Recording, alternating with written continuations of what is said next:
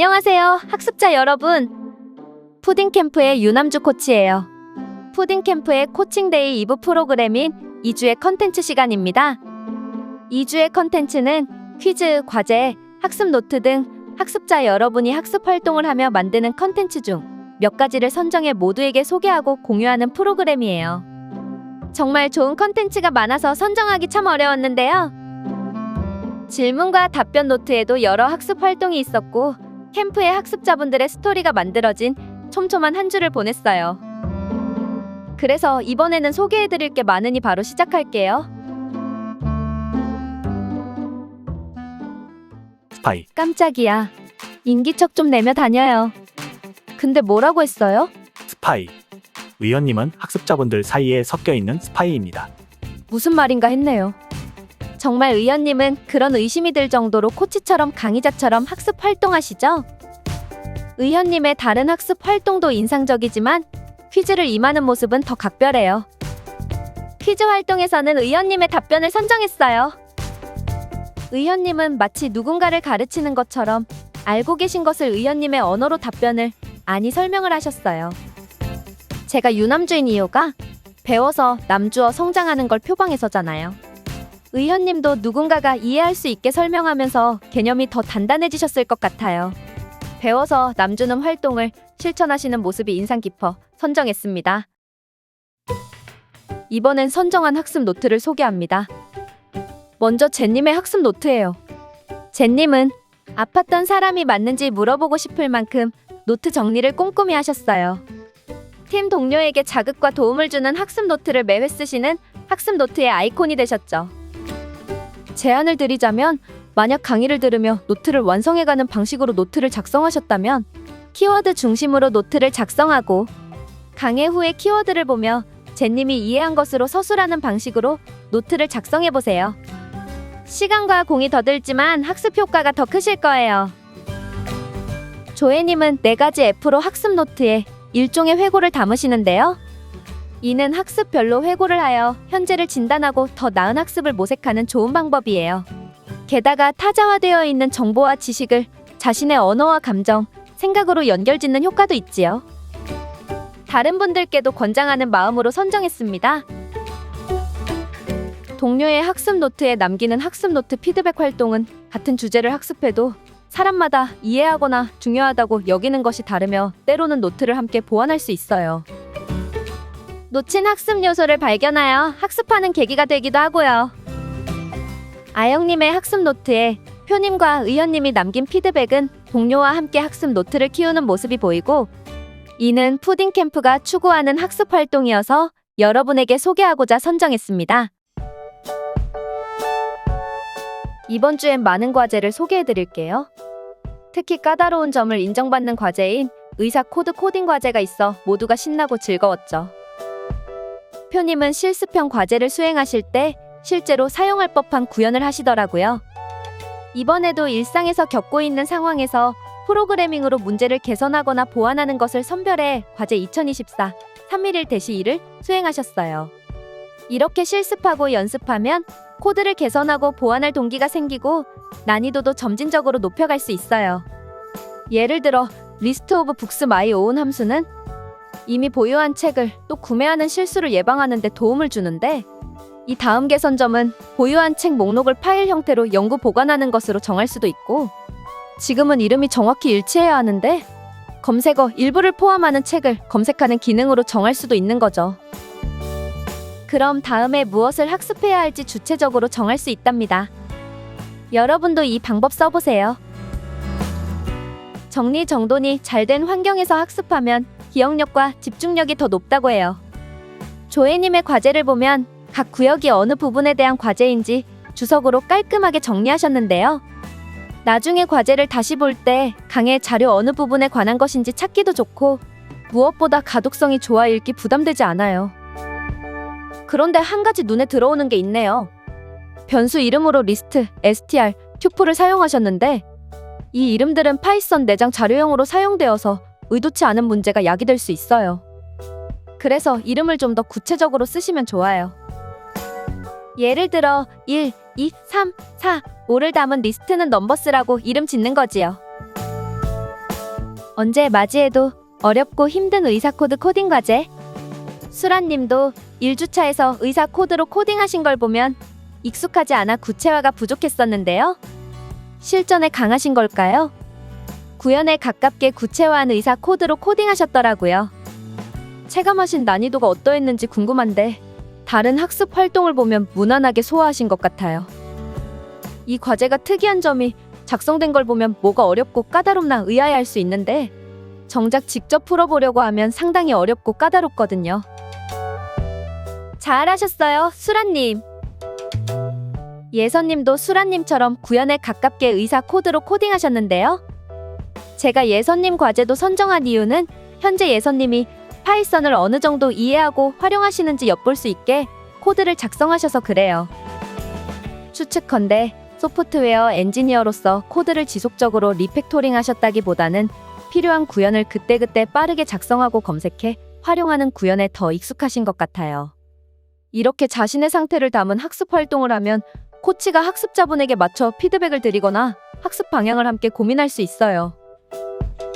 그나저나 제 추측이 맞는 구석이라고는 일도 없으면 어쩌죠?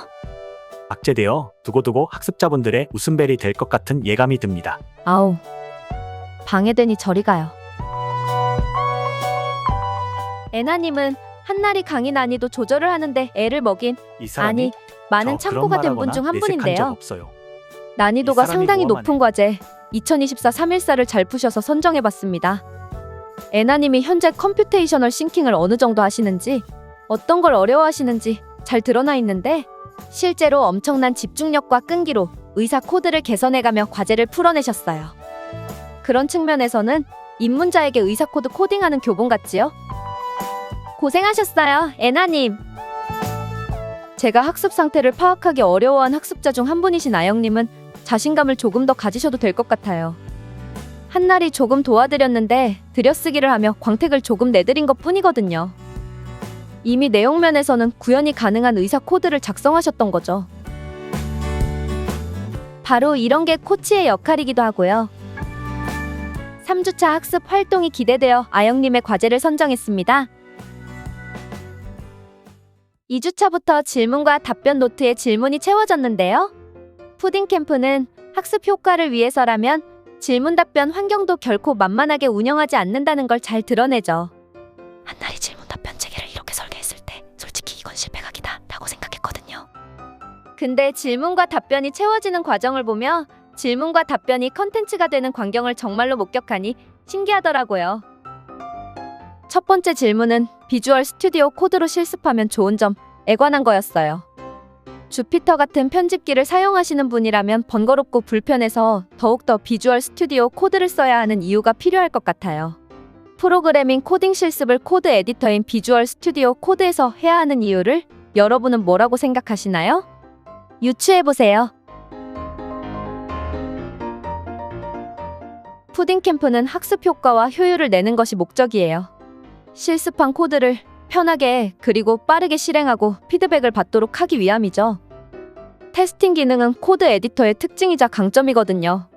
빠르게 이루어지는 피드백은 특히 반복 학습에 유용해요. 처음엔 프로그래밍 자체가 처음인 입문자분들에게 단위 테스트로 실습해도 괜찮을지 많이 걱정했어요. 실제로 학습자분들이 정말 고생하셨죠. 반성합니다. 프로젝트 실습을 하는 3주차에서 코드 에디터로 테스팅 피드백을 받는 경험을 많이 하실 텐데 효용을 많이 느끼셨으면 좋겠어요. 두 번째 질문은 파이 테스트를 꼭 써야 하는지에 대한 내용이에요. 첫 번째 질문과 같은 맥락이죠.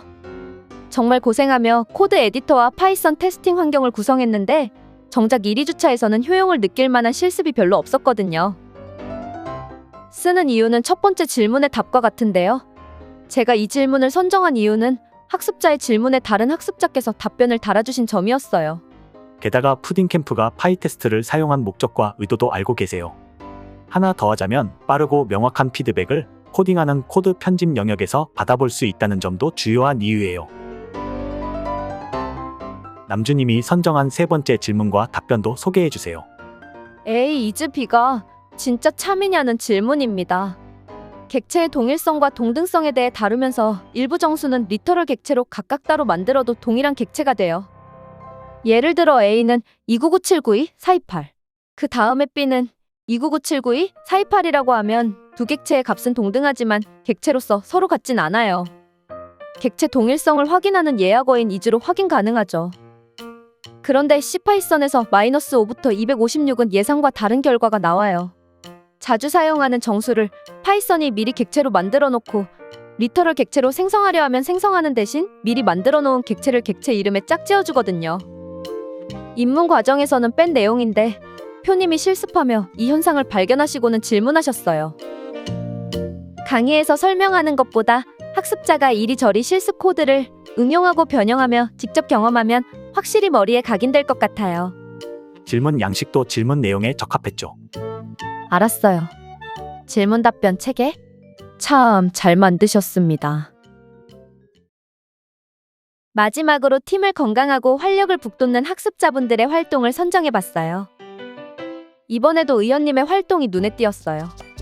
여러 학습자분들이 실습 환경 구성과 난이도가 꽤 높은 초반 학습 컨텐츠로 힘들어하셨는데요. 반성합니다. 그런 상황에서 의원님이 오프라인 모임을 열어 도움이 필요한 학습자분들을 도와주셨어요. 모임 이름도 참 예뻐요. 모닥불 코딩 클럽. 한날? 지난 토요일이 모임이었죠? 어떠셨어요? 애나님 댁에 특선물인 로또를 받았는데 당첨되지 않았어요. 몇 시간 동안 설렜겠네요. 아무튼 모임 어땠냐고요? 좋았죠. 학습 환경과 컨텐츠에 무엇을 보완하고 개선해야 할지도 배웠고 무엇보다도 우리가 추구하는 학습 커뮤니티 모습이었어요. 돈 벌면 주요 지역에 푸딩캠프 학습 공간을 마련하고 싶더라고요. 정말 그러면 좋겠어요. 좋은 학습 커뮤니티 형성에 기여해주신 의원님께 감사 인사드립니다. 애나님의 개인 회고도 선정했어요. 푸딩캠프의 학습 프로그램과 방법을 체감하셔서 무척 기뻤거든요. 저도요. 갓 세탁한 빨래를 순식간에 건조시킬 듯한 그 반응은 뭐죠? 다시 할까요? 만담으로 시간 채우지 말아요. 여러분, 푸딩캠프 2주의 컨텐츠는 여기서 마칠게요. 유익하셨다면 좋아요를 눌러 저희에게 힘을 주세요. 구독과 알람 설정하시면 푸딩캠프가 만드는 프로그래밍 컨텐츠를 전해드릴 수 있어요. 모두 한 주 동안 학습하시느라 고생하셨어요. 학습 프로그램에서 뵐게요.